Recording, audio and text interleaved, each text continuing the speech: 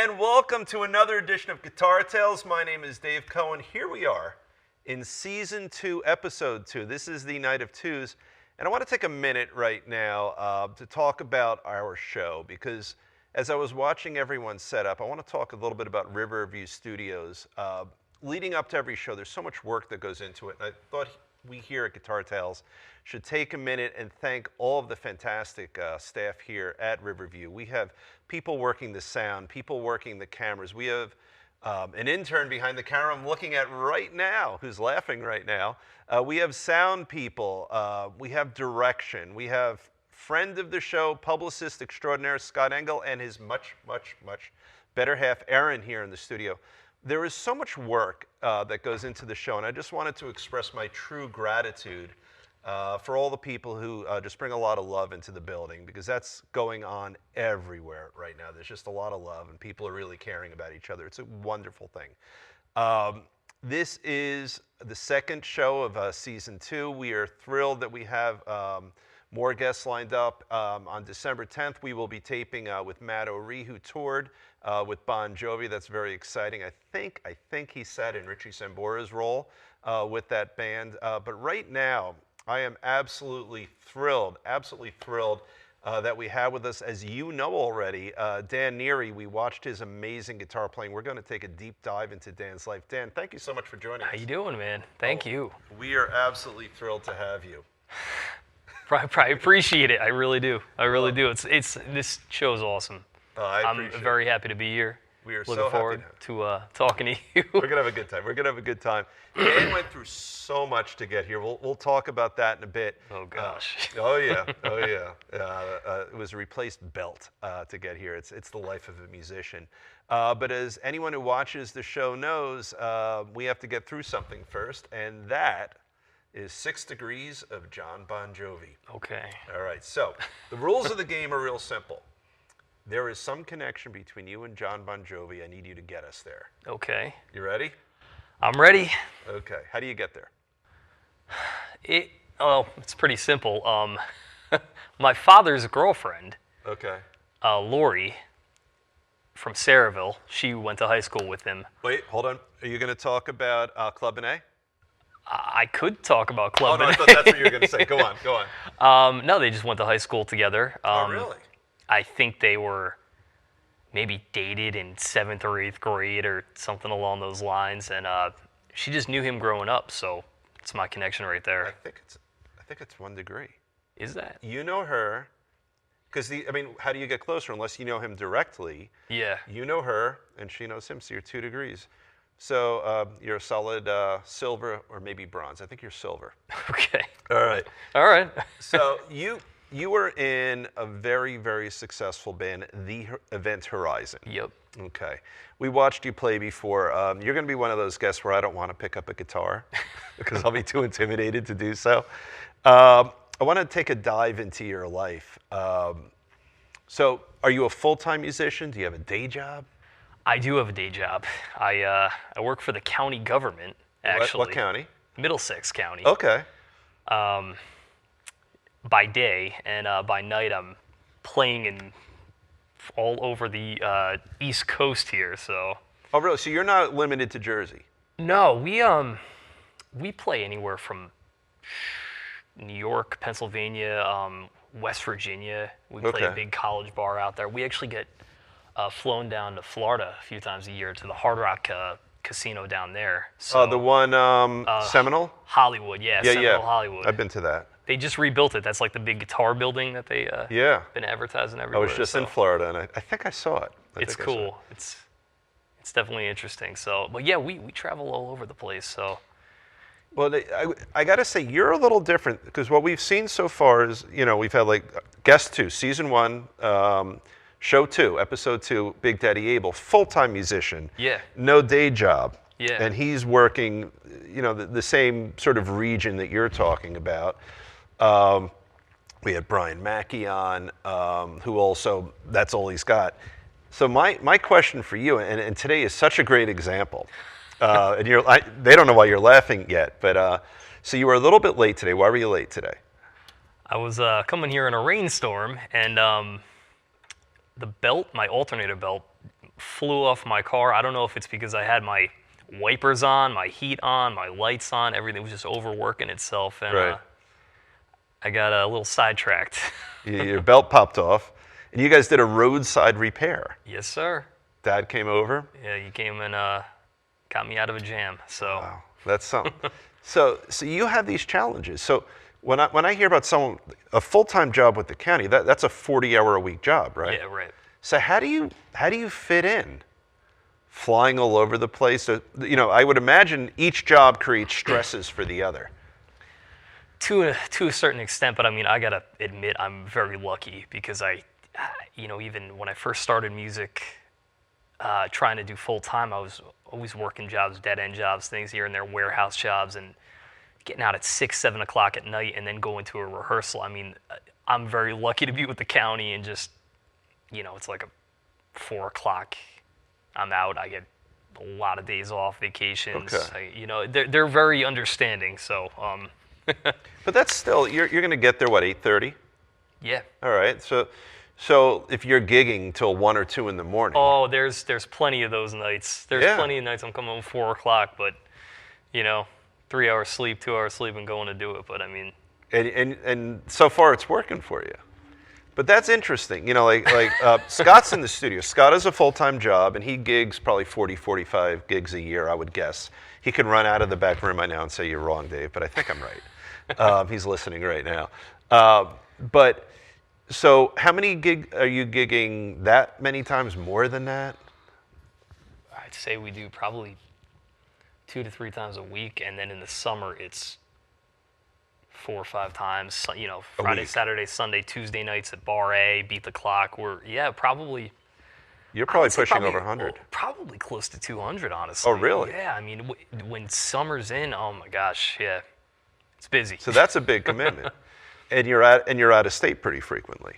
Yeah, we do even like Atlantic City a lot. It's an hour and a half drive. So, but you know what? I'm very lucky to be doing it, and to get 4 hours of sleep, 3 hours of sleep, but to be doing what I love, I mean, and just all the people you meet and everything, I mean, it's a real great experience, So you seem like a very positive guy. I love to play, man.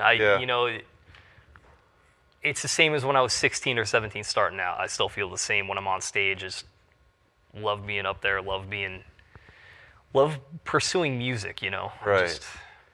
Well, this is cool. And you know what I love about an interview like this? So about a third of the guests I've known to a varying degree. I never met you. I don't know you. So I love to take these deep dives into, people's lives. Yeah. I'm going to guess low 30s, something 31. like that? Okay, there you go. So how old were you when you started guitar? Seriously, or just started Casually. in general? Probably 13. Okay. But seriously, about 17, 18, like right around end of high school, started getting into. All right. And are you a Jersey guy? Yep. So what was your first guitar? Man, I don't even. I'm trying to think. It was like, I think it was a Craftsman. It was a Fender knockoff. Like a Sears Craftsman? I don't know. It was from Rondo Music, I think, in Union. It was a knockoff Strat. Right. But it was actually, you ever see a mini Squire, a mini Strat? Yes. It was that. It was, I don't even know, half scale or. Which is good for smaller hands in the beginning. Although senior high school, you probably didn't have smaller hands, but. Well, that was about 12, 13 when Okay. I guess I kind of was growing into it. But Right. then I went to a Fender Squire, like a full size, about. Like a real Fender. Yeah. Okay. And then when did you start gigging? Like, did you do it in high school at all? Yeah, I did. I remember I did the talent show one year, and then my senior year, I played with 2 bands at the talent show, and I thought I was the coolest guy ever. Now, So did that work for you? So, or better yet, let me back up a little bit. Yeah. So I picked up guitar solely because I thought it would make me cool. Okay. There were insecurities all over the place. And somehow that sort of filled a void or put me in a slot that I thought I could find myself in. Were your motivations more about love of music, or were they more social in the beginning, in the very beginning, if you were to be fully self-honest? Well, let me backtrack myself here. I think it was for the love of music. You know, I got to give some credit to my father first of all, because he got me the guitars. Obviously, Is he a musician? he he'll say this himself. He's a hack bass player. Okay. So, but you know, in the '70s, he was doing the same thing as me. You know, starting out just doing cover bands, playing Foghat and Right. just all these, you know, Van Halen, all these classic rock bands, and I mean, he taught me "Smoke on the Water." That was like everybody's first song. The first song, and I remember I was like 12 or 13, and some kids came and they're like, "You want to come play outside and play baseball or whatever it was?" And I was like, "No, check this out." And I showed them "Smoke on the Water." They're like, "Okay, we don't really get it, but." Now, did you learn it as a one-string song, or did you actually learn more than? Like I learned it. I just hit my mic. I learned it just on the E string. That's how I learned it. Did you learn it better than that? I learned it on the E string, but then I got into the chords, and I mean, I don't even know if that was the first song. I remember it was David Bowie, "Hang On to Yourself," just stuff he grew up with. He was kind of. My college band did that song. That's a great Bowie. tune. All right, now here's an interesting. Let me hear the bad way to play "Smoke on the Water" and how you would do it now. Oh gosh. Let me hear 13-year-old you. I mean, if you want that, it's. Let's start with 13-year-old you. All right.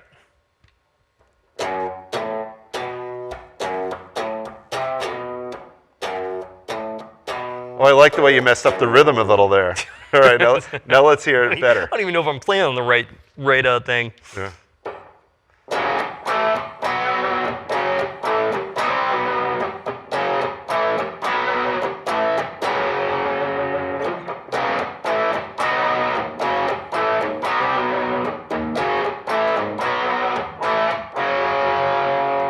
Now, is that a song you guys would do now?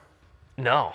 I wish we were, but it's all top 40 stuff. You know, it's popular music, probably 80s up, 80s, 90s up. You know, Right. Real radio friendly stuff, and that's what gets people moving. No, it is. We've had so many talks on the show. I mean, the last show we did that's about to drop any day now, we were talking about the challenges of being in a cover band, right?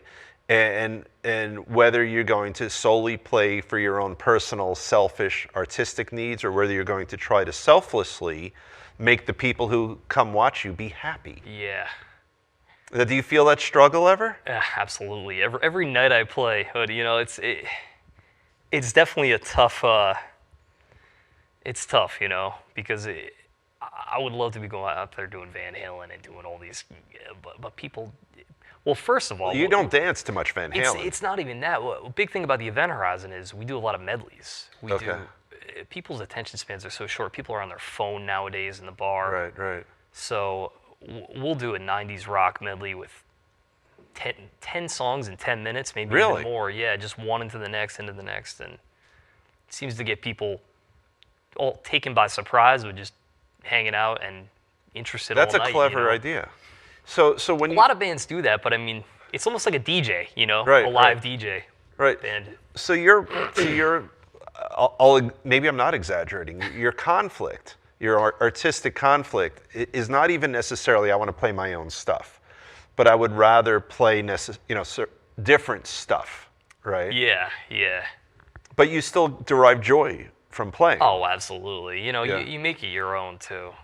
You know, you can take a new dance song and throw a lead in it or whatever it is.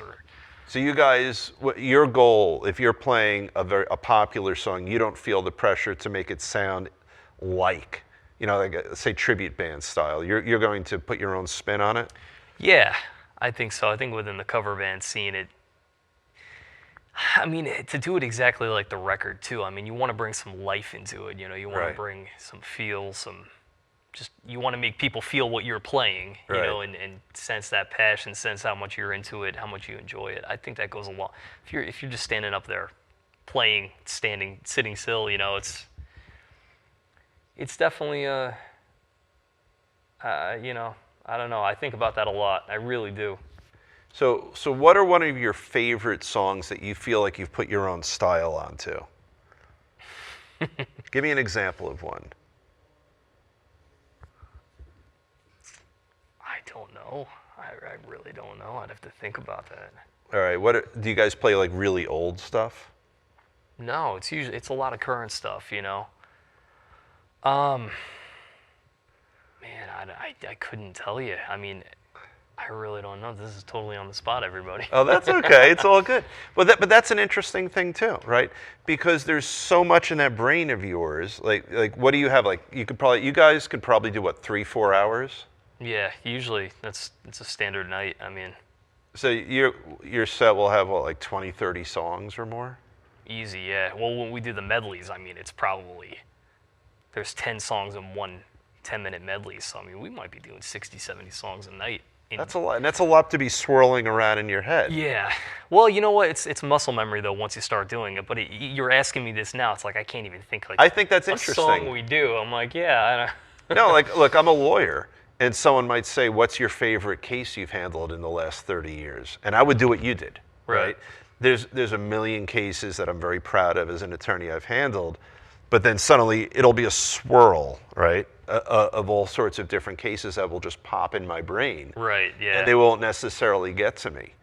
Now, at this level, do you guys have to practice all the time? Or, we've had guests on the show who will say that playing is usually our practice because we're playing so much. Do you guys have to practice, or are your gigs your practice usually? Our gig is our practice. I mean, if we're doing like a wedding or a certain event where maybe trying to get new songs for every couple months, we'll do a rehearsal. But I mean, it's to an extent. With medleys, we were gonna have to rehearse that stuff. We were just learning a standard song for the night. We could do it on the fly. I mean, everybody's accomplished. Everybody, right. Now we just kind of have that understanding to let's do it. So your band is The Event Horizon. The Event Horizon. Yep. Okay. So what's the lineup? Our singer, which actually. Bon Jovi story. Okay, you got another one. I can relate that if you want. Yeah. It's not even that. He knows David Bryan, keyboard player, right, and right. Lexi. I think Lexi, right, his wife, and they know Bon Jovi. But Henry's our singer, Henry Robinson. He was in. He's been doing this for 20, 30 years probably. He was in Lifespeed. Right. He was in the Love Pumps, Love Lies Bleeding. Doing the New Jersey scene he knows the ins and outs, so he's our lead singer, and he actually plays bass on a few songs. Okay. We have Meg, and she is our female lead. Okay. And we have LJ, and he's our bass player, but Okay. he also plays guitar, and that's when Henry plays bass, so it's right. a little confusing. Right. Multi-instrumentalist here, Okay. And are you sometimes the only guitar player on some songs? Yes. Okay. So it sounds like usually, right? Most of the time, yeah. And that gives you more freedom but more responsibility, right? Yeah, absolutely. Absolutely, yeah. It gives you more responsibility, but it allows you to kind of make it your own, Right. And T's our drummer. I can't forget him. So. Oh, you would have got in a lot of trouble today. Yeah. Right. Yeah, we do. I don't have a song in particular, but a lot of the newer dance stuff is where you could really kind of make it your own. Now, will you guys make it a little more rockish? Yeah, to an extent. We don't try to do it too much to where it's just like every dance song is just a chugging riff and just kind of like rocked up. We try to because that would be self-indulgent, I guess, right? Right. Yeah, the metal band. The metal dance band. So. But your bass or the center of your playing to me seems to be blues oriented. Yeah. I mean, from what little I've heard so far. How I learned. I mean, when I even going back to like when I was younger, again, my father. I mean, he got me into so many old school 60s, 70s, even 80s. A lot. It's funny. I'm actually anybody will be like, you're totally born in the wrong era. Hair metal. I'm totally into like Skid Row and Dokken and all these guys. But I think a lot of that, especially the 70s, 80s hard rock, it starts with blues. It's just kind of. Right. And then, do you think that your dad was a heavy influence on you musically, like in terms of style and what you appreciate? Absolutely. He took me to see. He said, I don't even know exactly when I started, but like 10, 11, 12, that era. But I saw Kiss when I was 9. It was their reunion tour, and that opened my mind to a world of, I can't even tell you, man. I was Continental Airlines Arena. I'm walking around. I knew the music. I never saw them in the makeup, and there's an overpass to get to the arena. Right. And there was fans dressed up in makeup, screaming, guys, girls, and I thought I was at the circus. No idea what I was about to see. And say what you will about Kiss, because people give them a bad rap, but that whole spectacle of live music and that show, it was just. That changed my life, That really, that made me cool. want to do music. Yeah. Let me hear. What's your favorite Kiss song that you play? I don't even know.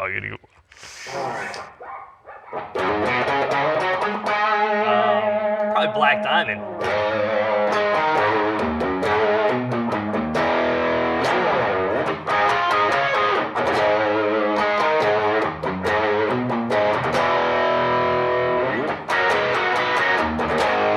Set up, but That's cool. So let's talk a little bit about this guitar. I'm loving this guitar, and I noticed. I don't know if we can get that in, Monica, on the camera. Yeah. You got your little, you got your nameplate right there. eBay special there, yeah. Oh, really? Is that how you do it? Bought it on eBay, yeah. They custom engraved it for me. Oh, that's pretty cool. I would have thought that this was some kind of special thing, but it's still special. It's personalized. All right. So you, I learned from Scott, you're a Les Paul guy. Yeah. What draws you to Les Pauls over other makes and models? Well, to go back to the first guitar, the Fender Squire or Strat that I learned on, that was my first guitar, 1990. My first real guitar, maybe 1998. Right. This was my second guitar. Really? So I think I got this in 2001 or 2002, and you can see. I love how beaten up that is. Yeah, look at that. That's fantastic. That's real, man. I also noticed you had to re-drill your hole for your This is a workhorse. I don't even care if it's not pretty, man. All right, so you've got 2 different humbuckers on there. Is that a Seymour Duncan? Yeah. So you got a Seymour Duncan here. Is this stock? That's stock at maybe a 498 or 500. I don't even know what it is, but Right. And I noticed you got it flush there. Is that on purpose, or is that just the way it came? It was trying to kind of balance it out, yeah. Yeah. Balance out the 2 pickups. And then this guy's very close. So you want that for the bright sounds because you got that adjusted really high. That's my lead. That's my lead sound there. So, but yeah, this is really the guitar I learned. That's fantastic. Learned solos and really just started learning. So I'm guessing if you got it young, you have parents who really love you that your second guitar was a Les Paul. I saved Not up. Even you bought it? Yeah, I was maybe 12 or 13. I remember. How the hell did you save up for then? So when you're 12 and 13, this is at least $600, right? Yeah, I think it was $550. It was used, but this was like probably $1,000, $1,100 new. Oh, I'm sure. Yeah. The guy I bought it from picked it up and just never got into it. And I remember South Plainfield. I think he was showing me a Puddle of Mud, how to play. I think She Hates Me or something, and then I started playing it and. At that age, I was just an open book, everything. Yeah. I learned Sweet Child of Mine on this thing, just like so many memories, and it's a beater. I got cracks in it. I cracked the neck. I changed the tuners. I changed the bridge. So when you replace these, are these Gibson or are they something else? They're Grovers. Okay. The Gibson ones, they pop off. They Grovers, get old. That's a high-end tuner. Yeah, I mean they're standard. They're nothing special. They're not locking, but they don't give me any problems. This is my main guitar with the Event Horizon. It's been my main guitar in every band I've been in. And then the pots, those aren't original. The color looks a little weird. Did you replace the pots too? Yeah, I put different knobs, and the pots have been changed so many times. I get so much dirt in there with everything. That looks original. Your nut's probably original, right? It looks kind of pristine. I don't know. Might have been replaced once or twice, maybe. Yeah, I think it was replaced once. But your toggle, you don't have your little plastic cover on your toggle. It fell off, and I just That's cool. It's for this is my Ace Frehley trick to do the.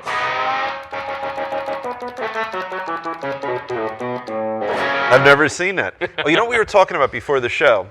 I said the Steve Howe swell, and you were talking about an Eddie swell. With Oh, the Let me see a little bit of that. I with the can't volume. do that, but it's the whole cathedral thing. But I'm not even gonna. Oh, just give I'm it a not even shot. gonna play that up. You play your own thing. Just give me a little swell. I try to He's gonna. I try to incorporate some of that stuff live, like Let's just see. solos and stuff. Just like There you go. That's cool.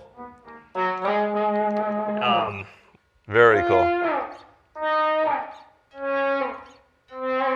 There you go. just little, That's little great. little intricate stuff to make it your own. Now, so is it just sort of happenstance that you end up moving from Fender to Gibson because you bought this, or was it, you're thinking of? I know you were talking about that as far as the why I'm a Gibson guy. I mean, Is it just life took you there? I think so, but I mean, I always looked up to Slash. Always looked up to like Joe Perry and all these Right. guys. So they're all Les Paul guys. Right. And then you got a Les Paul here. Let's see. I think yeah. These are the other two you have with you. So can I? Yeah. All right. Let me see. There we go. After I smash your guitar. So what's this? This is a heavy guitar. So this is a Les Paul Deluxe. Yep. It's This- actually. It's a little more pristine than the other one. Yeah, I don't play it. Oh really? I do, but it's a backup. It's actually it probably has a better tone and sound than this, but the feel on this one is everything. This for me, is really heavy. This is a very heavy guitar. Yeah, I'd probably be hunched over a little bit more if I was playing that primarily. Now, are these original pickups in here? Yeah, this is actually a 2015. It's not Really? Even. It's made to look like a 76 or 77 Deluxe. I mean, if these are humbuckers, they're really narrow. They're mini humbuckers in there. Okay. Yeah, I was going to say they're almost as narrow as like a P90. You could actually put a P90 in that guitar. Oh, really? They supposedly pop right in. So yeah. But that would be anathema to what Gibson is, because I mean Gibson is all about the humbucker. Yeah. So what is the deal with this? You just have it as a spare, or is it a special guitar to you? It feels similar to this, I bought it recently, actually. I just brought it because it looked cool, but It does look cool. It does. I love the idea of these little retro-looking pickups. yeah, no, it's excellent. You know what? It's more of even a few songs I just use it for a different sound, and it actually has. Oh, okay. Yeah, you can make it a single coil. Oh, is that what that does? That's very cool. Coil tab? So yeah. And then this is just going from one pickup to the other. That's actually a boost. Oh no, here we go. Yeah, Right. that's your normal talk. This is actually like a dB boost, decibel boost. So Yeah. it gives it a little kick for like leads for solos. All right, that's. But yeah, you could do some really cool sounds with it. You could almost make it sound like Oh, they both do it. So Yeah. either pickup can go from humbucker to. All right, that's very cool. you get it sounding like a little Fender Telly-ish if you want. So that's kind of like the jack of all trade guitars. But No, that is cool. And then unlike the you do have a pick guard on both. Yeah. yeah. But emotionally, what is it that has you playing the old guy more than the young guy? If anything. I mean, for me, it's just the feel. I'm so comfortable. I could play it blindfolded, Right. And it's funny. I mean, not even that one, but I bought. This is a 2001 Studio. Yeah. I've bought and sold like 3 or 4 2001 Studios. I put the same tuners, same, And they don't play like that. and they're nothing alike. It's just a. Gibsons are very. You got to try every one. No, they're all going to vary. Yeah. I mean, for years, I had a 78 Strat, and it was nothing special, but I had people tell me they had never played a Strat as good as mine. Yep. There was just something about that particular one that I I believe owned. you too. Yeah. I mean. Yeah. Absolutely, yeah. It's a piece of wood, and my guitar tech, he was telling me that every piece of wood in the rainforest or wherever it comes from, depending on how much humidity, how much water, all that It's all comes into different. account. So And then just the neck, the feel of the neck, and that's a much lighter guitar than the other one, right? yeah, like- feel that it's. Oh yeah, that doesn't feel very. I mean, it doesn't feel Gibson-y in that No, sense. this is actually a studio too. That's that's a deluxe, more getting So up. this is a lower model than that. Yeah, Okay. and it a lot of people are going, why are you playing that? But I mean, it just No, it just sounds does it for great. me. And it's a workhorse too, man. Being in bands, 200 shows a year. I mean, I don't want to I don't care at this point what this thing looks like, you know? Do you get nervous? Because now that guitar, it's becoming more special for you, Yeah, right? I know. I had a crack here, and I got scared, and it's just a surface crack. I thought it went all the way through. So. But even like if you're between sets and it's sitting there on stage in a stand, do you get nervous if someone's going to lift it off you or if it's going to fall? Because every further gig you play, that thing becomes more important to you. Yeah, it's a good point. Yeah, I do. I think about it. I just ruined your night. Not playing anymore. Yeah, that's right. Neary goes away. Neary guitar. All right, let's talk about this guy here. So finally, it's not even, it's sort of Stratish. It's a super Strat. It's a super Strat. This thing is cool. So let me try to get that on the camera here. So that's very cool. Now, did you get this paint job done on your own, or did it come like this? I bought it that way. I know the story on it. I'm going to hear. So it's really, really similar to a Kramer. And if you look up Kramers, they have the same type of paint schemes, airbrushed. Guy Dennis Klein did it. He did it for Kramer. He did it for this. Did it for Charvel. Okay. And this guitar was made in 80. I think it says it on here. I don't know. Yeah. It should have his 1987. Oh, that's an old guitar. And it was made in New Jersey at I think it was Garden State Music Center in Toms River, and they did custom guitars out of there, and they called them Custom Dreams. Oh, wow. And it was, I think it's I don't know if it's a Charvel. It might be a Chandler body and a Chandler neck. And Paul Unkert made them, and he did a guitar for Eddie Van Halen. He's an amazing luthier. And I'm looking here. You're doing the same thing on this that you did on that guitar. You got your humbucker back here. It's all but touching the strings. That's great. Is it really? Yeah, and then the same thing, and your neck humbucker is flush with the body. That's pretty cool. So you get a sort of a deeper sound from that. And Well, I'll tell you, like, whether it's this guitar or this Les Paul, I mean, I'm not even a big pedal guy. I try to do as much as I can with what you have here, you know. Right. As far as now, what's your rig over there? Is it just all fixed? That's like a casino rig. Okay. More so than anything. Like a lot of the casinos are playing Bally's or Hard Rock or whatever. Sometimes they have a back line, but a lot of times you're bringing your own amp. So that's kind of the smaller thing. But I'm a big all tube, you know, tube head, 50-watt tube head, 50-watt Marshall, whatever. And so you're old school. Yeah. I think that's great. And I bet that comes from your dad too, like having that kind of attitude. Like an old school attitude. Yeah, I mean, it even goes back to Kiss, man. Just seeing a rock band like that and just that whole spectacle. I mean, I remember I was 19, 20. I was doing my own cover band, and I wanted to make like the rock cover band playing. Right. You know, just big stacks and everything, making it a show, making it a tribute, and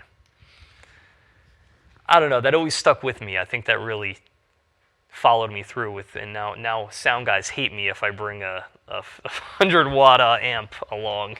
Are they used to smaller amps?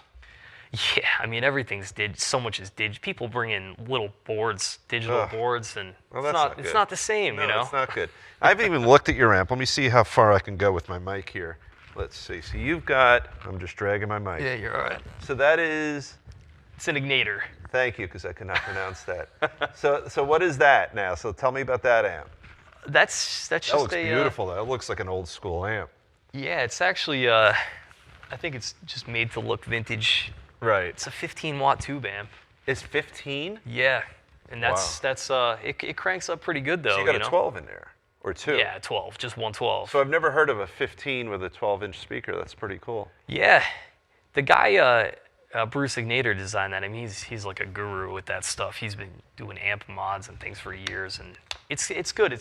They call it an Ignator tweaker because you could tweak it. You could get a Fender-y sound, a Marshall-y sound, and it's perfect for what I do. You know, I feel like more of like the workhorse. You know, with the guitar, with the amp, just.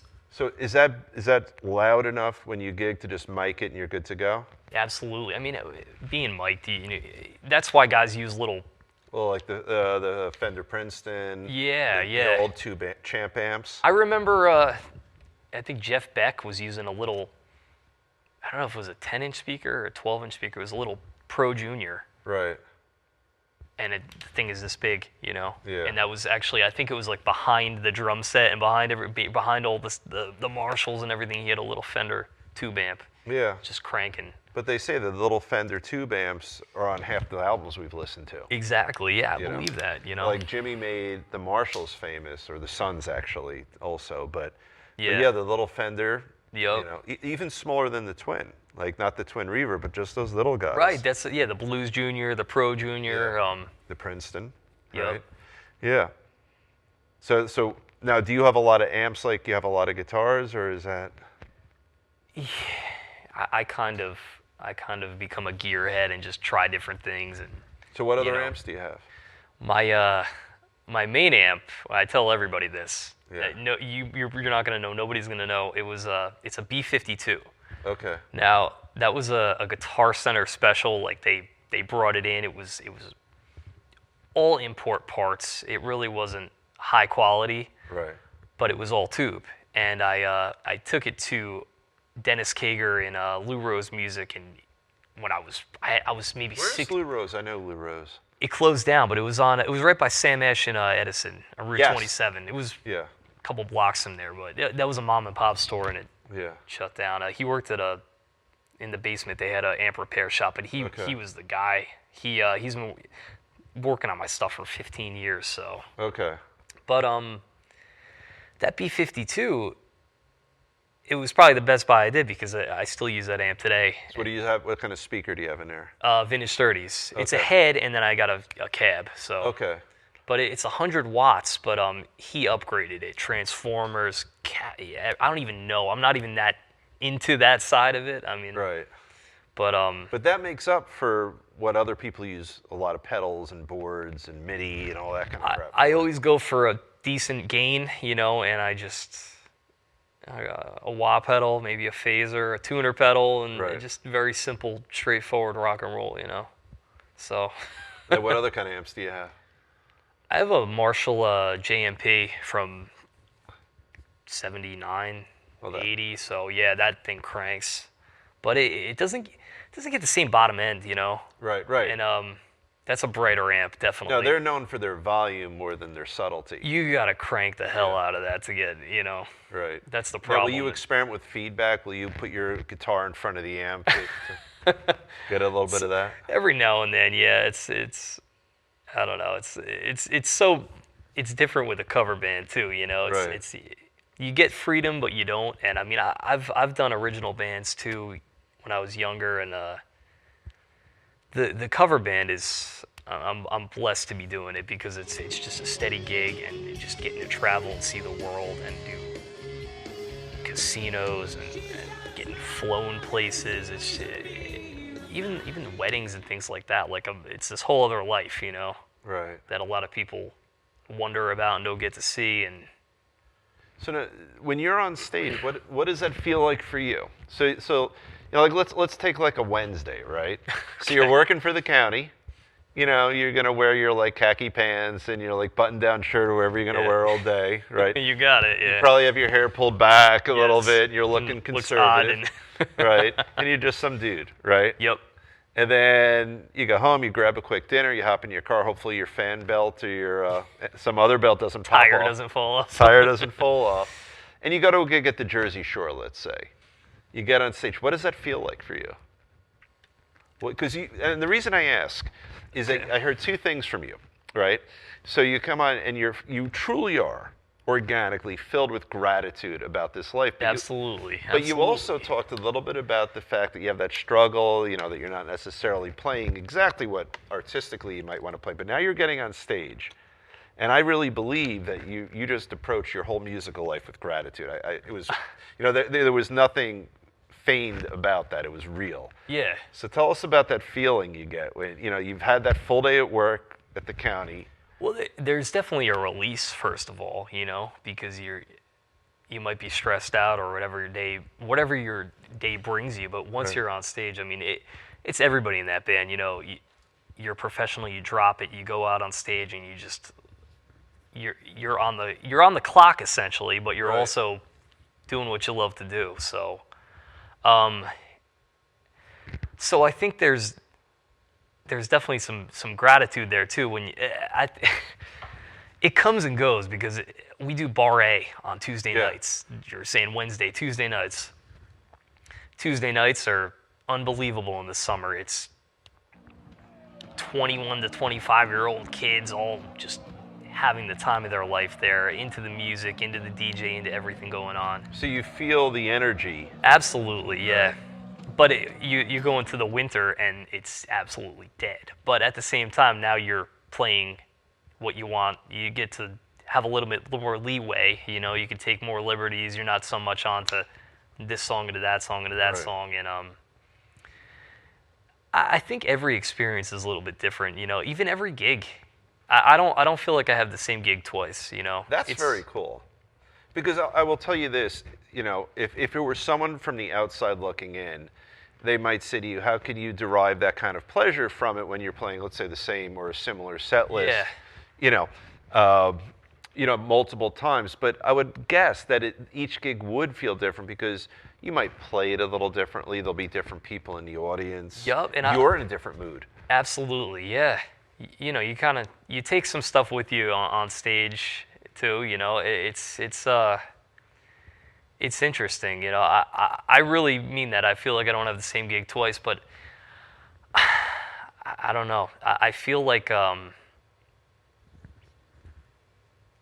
lost my train of thought. Oh, that's okay. So go back to that because I had no, it's cool. It's cool. So you're gonna, you know, you might play the same things frequently, well, but at the same time, the energy that you're gonna draw, I would guess, is going to make it a different experience each time. Yep. And we play with the crowd. You might have a birthday. You might have just somebody who's getting married, or they're having their or a bachelorette party, or they're having their after party there, and or it could just be a drunk, fun night down the shore or whatever it is. But I mean, and we really try to get the people into it, and when they respond, when they react, when people are just watching you, and I feel like that's a big thing about the band, and we have people watch us, you know, and that's I'm giving it my all. I mean, we all are, and we're sore, we're sweating, we're doing whatever we're doing.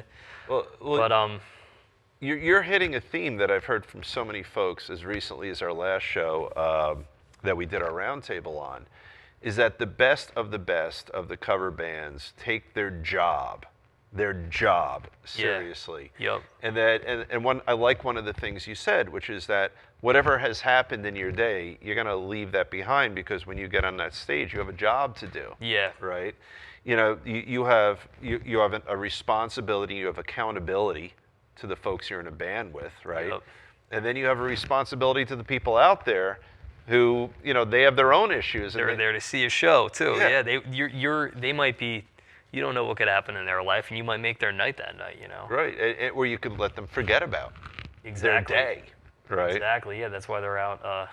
Right. At a bar. So, but you know, also playing things differently. But playing with in-ear monitors too. I was kind of against that at first because I was so used to a monitor shooting up at you. But hearing myself so much better has made it a lot, you know, more enjoyable to play. That's interesting. We haven't talked about that on this show yet, and I don't know anything about it. I know, you know, I have much less experience than you do. But you know, I've played with monitors, and I've played when you can't hear yourself, and it's horrible. Yeah. Right. You have your, depending on what kind of rack system or hookup you have, I mean, you have your own mix. On a little wireless pack or a wired pack. So tell us how it works. So. I really don't know too much. Or tell me what you experience, forgetting how it happens. So you have much like our wireless. I have a wireless like receiver, one of these guys, right? But a wireless one. You hook on. Right, and then you've got like an earbud, like an Apple earbud-ish. Or whatever. They have higher quality ones. I actually do use Apple earbud ones. Oh, really? They're fine. Yeah. And then you're going to hear a mix that's custom made for you. Yes, you have a board, a rack, and each of the wireless receivers are in that rack, and it's all on an iPad. Really? Or some type of device there where you can tweak everything. It depends what your hookup is, you know, what your setup is. But they have everything now. Our sound guy, the sound guys now walk around on an iPad and mix everything. You know, that's really? like what it's come to. Yeah, it's crazy. That is really interesting.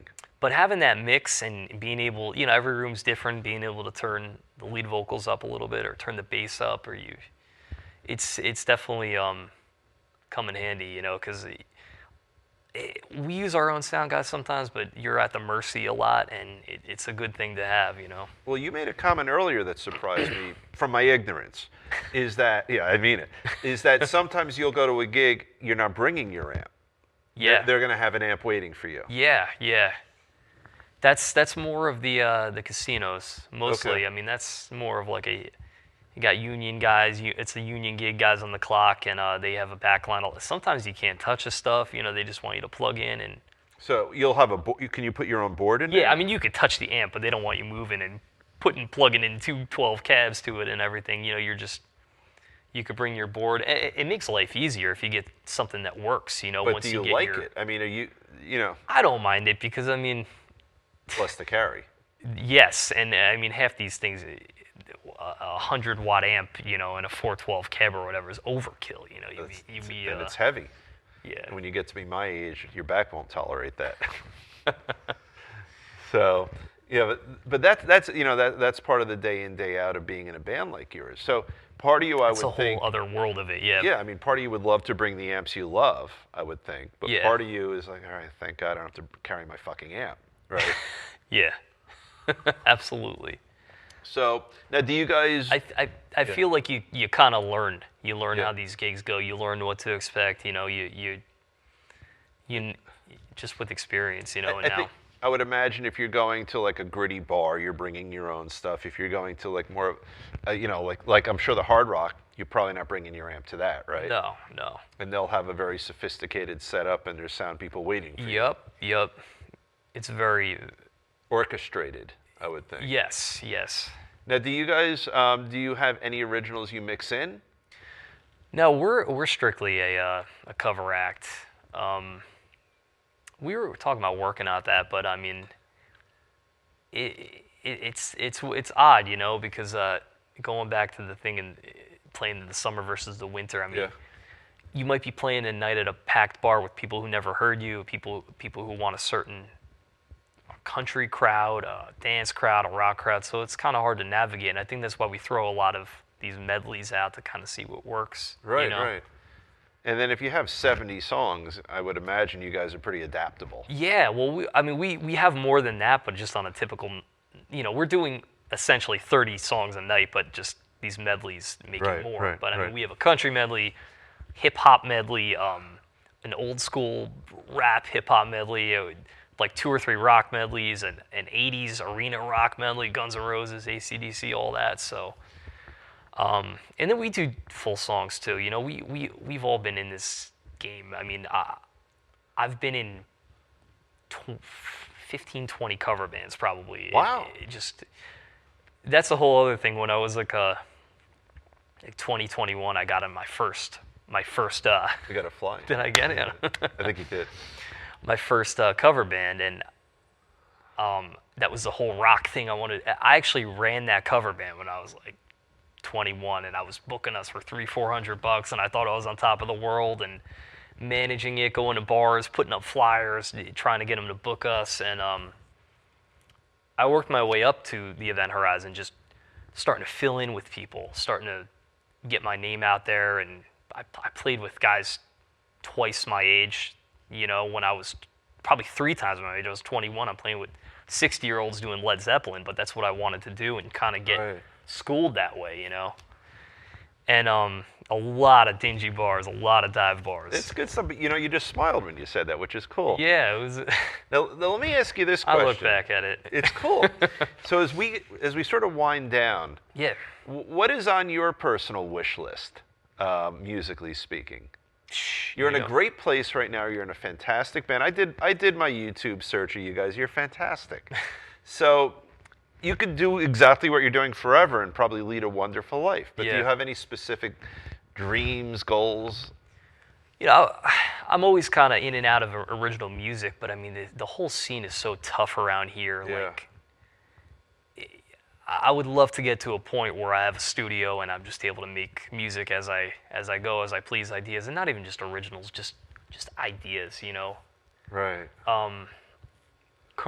songs for commercials. I don't know, just things I think of, riffs, instrumentals. And you've got the skill set to be a studio guy too. Yeah. Well, the next thing on my my site. On your event horizon. Yeah, don't tell. No, I've already told our singer that, but I've been looking into like tribute bands, the next level, and I mean, there's these guys. There's one band. They're called Hairball, and they're 80s full wig, but tribute. I think they make like 20, 30 grand a night. Wow. And they're all over the country, and they don't play that much. I mean, Almost Queen, you probably heard of them. Yeah. They were at their level, and once that movie hit, I mean, they're selling out everywhere now, and those guys are living a great life, We had Chris Cologne on our show, who's been in Beatles. I saw that one. Yeah, man, that tribute is where it's fascinating because the level of detail that you need to achieve to match, because there's no flub in anything, Yeah. You're using the same thickness of pick. You're using the same. Right. If they have an Eminence speaker, you're not putting an Electro Voice speaker in there. Like it's everything. It's down to the. Yeah. It was fascinating to me. There's a whole world of that, a whole world I don't even know about. But I Right. mean, you see bands even in Vegas. I mean, they're playing all over the country, and that's something I could aspire to do, because I feel like playing 200 shows, whatever it is, 2-3 times a week, that wears yourself out. Right. I can't do that till I don't know. Well, you got a great gig going now. Yeah. I got to tell you. I appreciate that. I do. I appreciate you having me here too. Oh, this is awesome. This and, has been great. I'm a little nervous, but you didn't sound nervous. Stressed out with the. Drink your whiskey. You're good. I need it, man. Well, listen, it's been great having you. I'm going to shake your hand. You've been fantastic. Thank you. How do we find you guys? Event Horizon. Just go on Facebook. Yes, eventhorizon.band. That's the website. Eventhorizon.band. Okay. We're on Facebook. Right. My handle is at the Dan Neary. That's for Instagram and all that stuff. Right. And I think my website is. Didn't you have danneary.com or something? It's dannearyguitar.com. Okay. And that's got actually Neary. Neary, and that's got that's got music I've done in the past, original bands, everything, dates, live dates, all that stuff. So. All right. Well, if people watch this show, they know that they're going to want to see you. So listen, thank you guys so much for watching again. Don't forget, if you like the show and you enjoy the show, hit subscribe, share it with your friends. We have more great shows lined up. I said at the outset of the show, we've got some fabulous stuff coming forward. We have Matt O'Ree scheduled to tape December 10th. Won't necessarily drop that then, but come watch it. Check out our YouTube channel, follow us on Instagram, on Facebook, and we will see you again in the near future. Thanks again to Riverview Studios and publicist extraordinaire Scott Engel. We'll see you soon. Take care. Good night.